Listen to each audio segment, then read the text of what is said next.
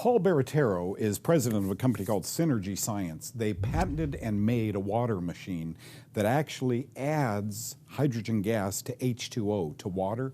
Amazing. A doctor told me about this years ago, but I had never met Paul. You get to meet him today and learn about this technology. I used to be a reverse osmosis guy. I am now an Echo water system guy, and we'll tell you why. Jenny is going to be here today, Nurse Jenny, and talk about foods that fight cancer. There really are some. You've learned that from me through the years. I'm going to teach you a little bit about the coverings of your brain and spinal column called meningeal tissues. What happened when they become impregnated with fungus, right? Then throwback, retro. Kyle and I are going to go back, it was us 6 or 7 years ago, talking about getting started going back to school. Kids are in. Let's go. My name is Doug Kaufman. For the past 40 years, I've dedicated my life and even my career to finding the root cause of disease.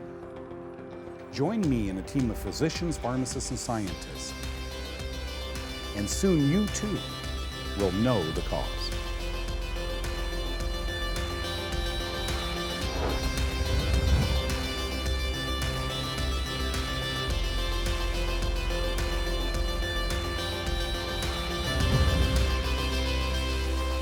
I know you guys laugh on the show when I say I'm joined now by my new best friend, but I got to tell you something. Paul and I out in the green room here, we got to talking. Folks, you want to talk water, right? The very premise of our existence, 70–80% of our body is water. You want to talk about that.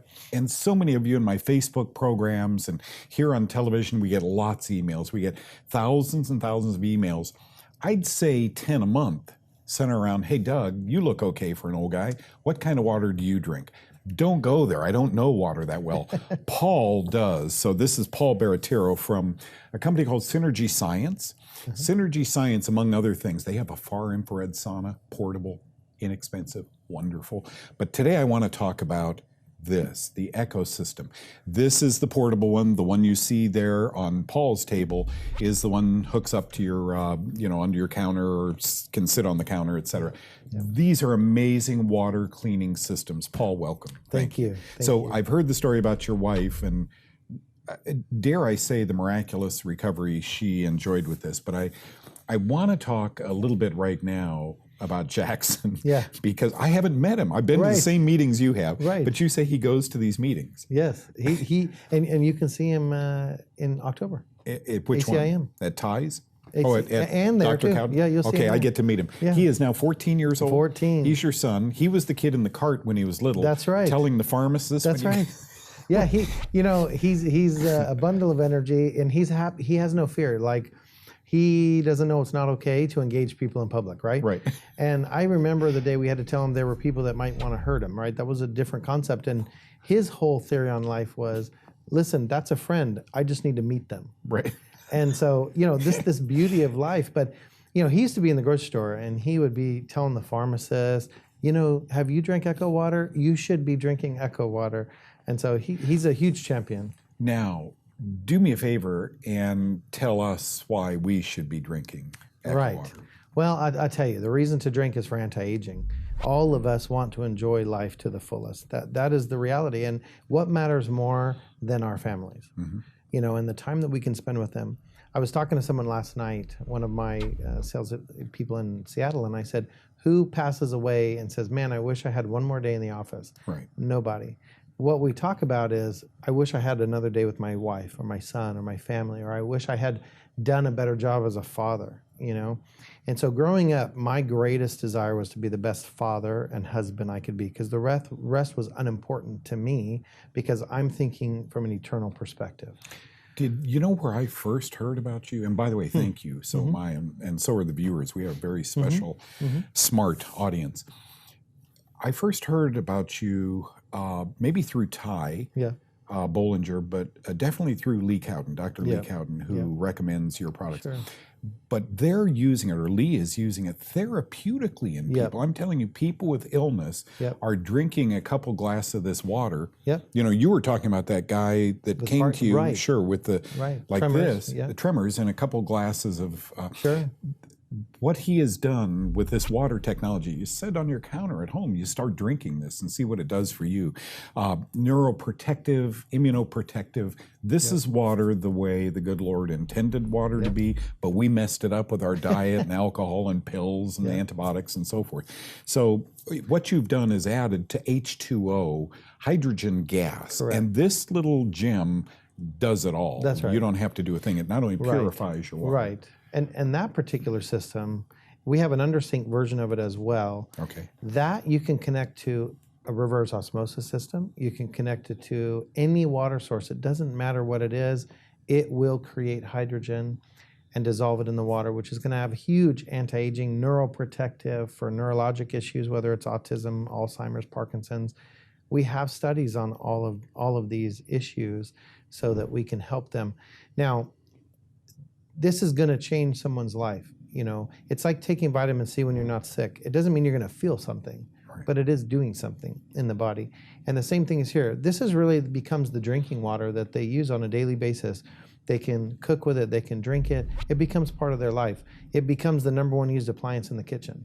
And folks, most of our body is water. Why wouldn't we want the finest water that we could put into our body? Now, we get back, I want to talk a little bit more about the importance of getting hydrogen, a gas form, into your body, number one. And number two, where can I get this? Stand in line. I want one too. Don't go away. Paul and I are going to be right back with more. Well, my new best friend, Paul Baratero, joins us right now. Paul heads up a company called Synergy Science. Just amazing, folks. Right now, I just want to talk about water, but they have so many products, and we'll tell you how to get one unit for your home. Why do I want extra hydrogen in a product that's already 2 molecules of hydrogen and 1 of oxygen, water? That's a great question, and a lot of people ask that question. And what they don't understand is that water is now a different molecule. Hydrogen gas is one thing, oxygen is another. Miraculously, when you combine these 2 gases, they form a liquid, right?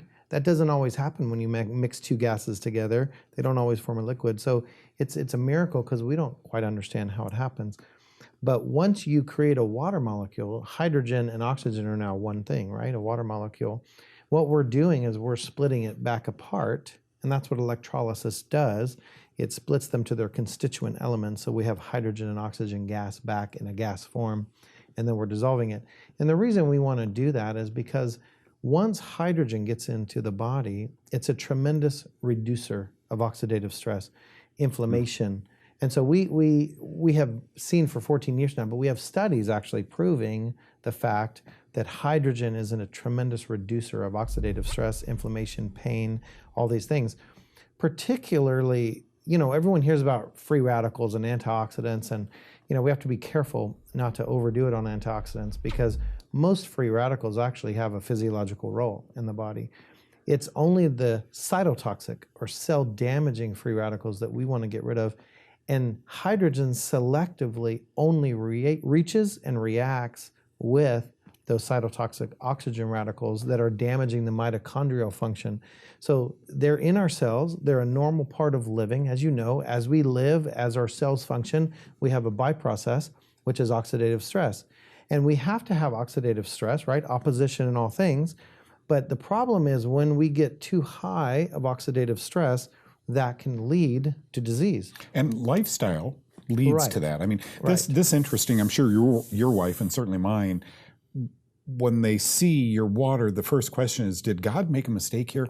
Was it supposed to be H4O that was water? You know, no, it's supposed to be H2O, but we have wrecked our ability to bind this gas into our body. Right.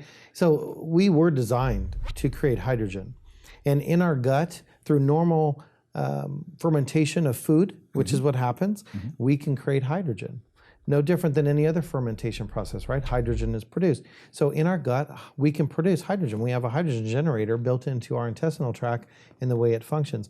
The problem is when we have gut function that's been changed or stopped or lowered, you know, through antibiotic regimes, through pesticide damage, through all kinds of things. People have leaky gut or other gut issues.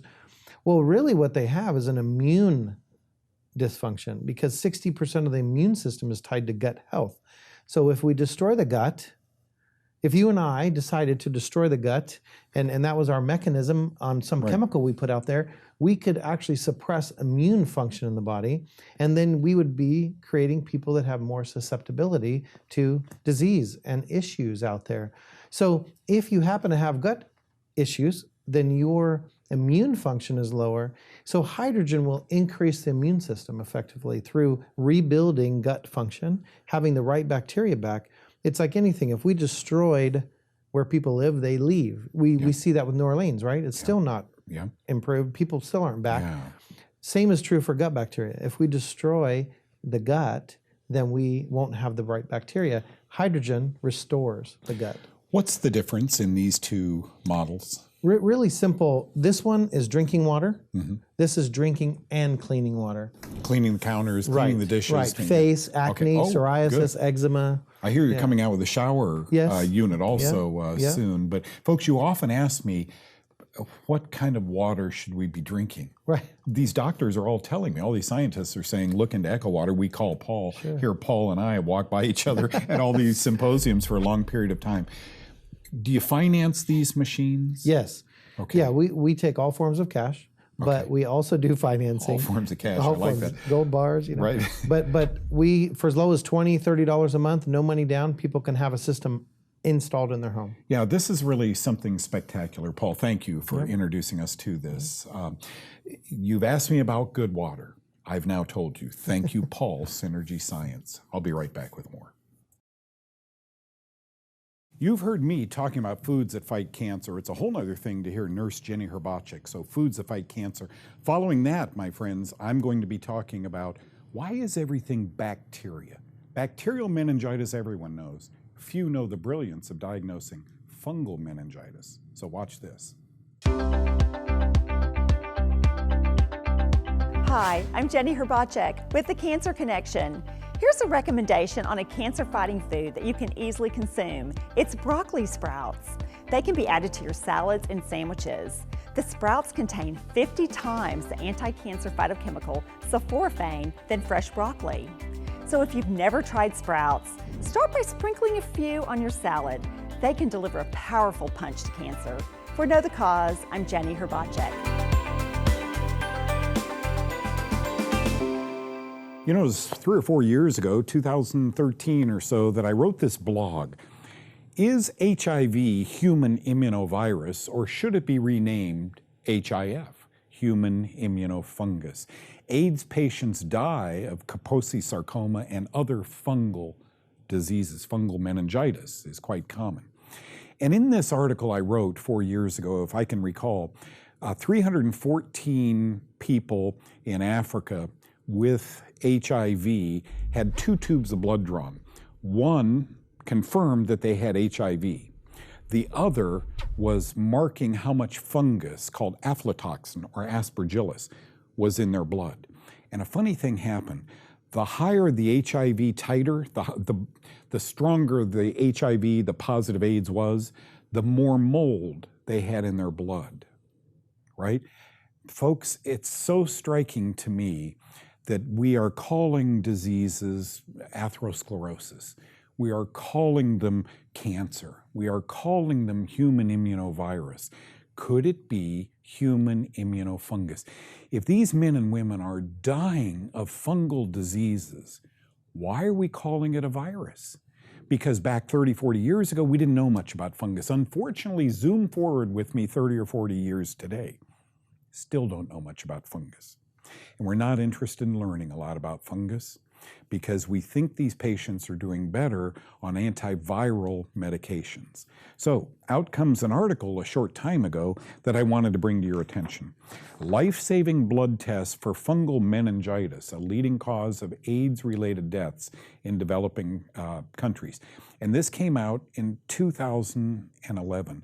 Life-saving blood tests. See, you used to have to take cultures of fungus, unlike bacteria or virus. It was inconvenient, and it took days to grow out on a Petri dish. That's why a lot of tests aren't done, a lot of fungal tests aren't done. It's very easy to say, bacteria, virus, protozoa.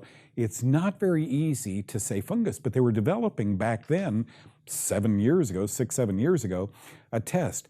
The headline just struck me as fascinating, right?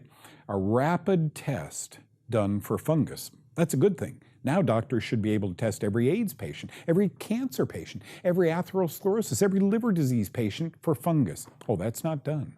Folks, doctors are totally convinced that those are other diseases and don't involve fungus. But how many of you, with a show of hands, thought all of those people we cried for and prayed with and held their hands back in the 1980s who were dying of AIDS? You remember Time Magazine, Life Magazine, all of those magazine covers with just these sad, sad individuals that were deteriorating from HIV.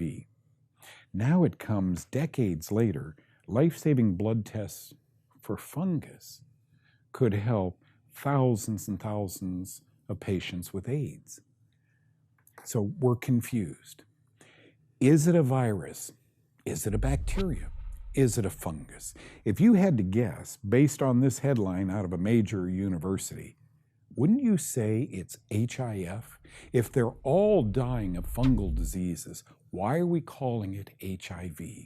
Semantics aside, folks, somebody needs to begin re-educating doctors.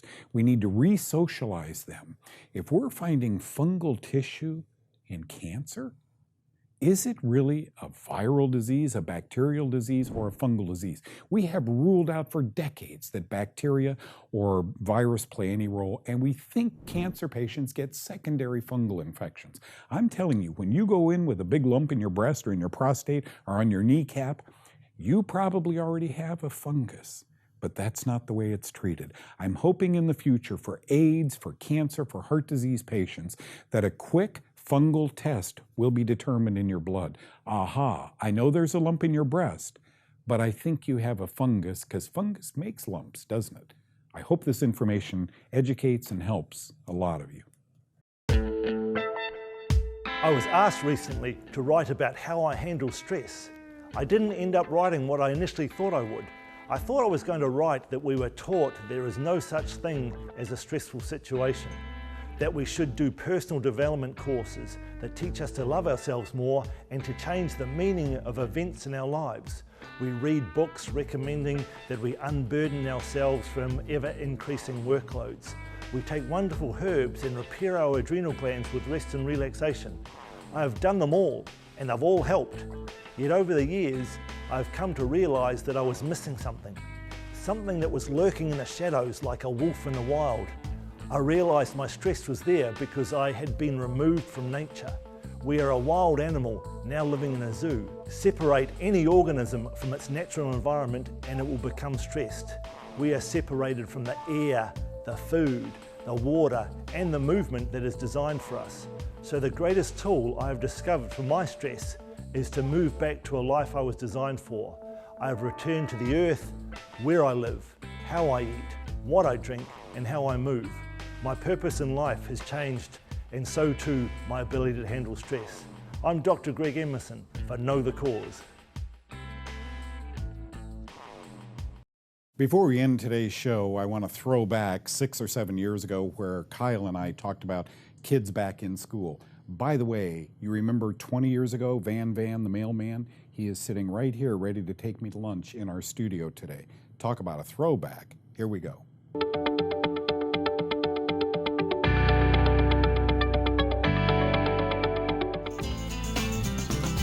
Okay, now really getting back to the basics, right? Your child's going back to school and you're thinking, what can I do to prepare them, right? We're thinking educationally, and you've done a good job at that, but prepare their health, before going to school. So many teachers and so many children end up the first month sick, and we believe it's because of that herd mentality, right? One snotty-nosed child gets in with 40 more, and all of a sudden they all have snotty noses. Think the ducting, which is very commonly a problem. You're breathing mold in the air often, but Kyle, we've talked about supplements that we can take to help the body stay well. Now let's go to common sense things. John put this together for us. Teach your children well, so the song went, right? Remember that? Clean your hands. These are not things guys carry, but this is called a wet ones, and I don't know how to open it up, but you know what's inside it, right?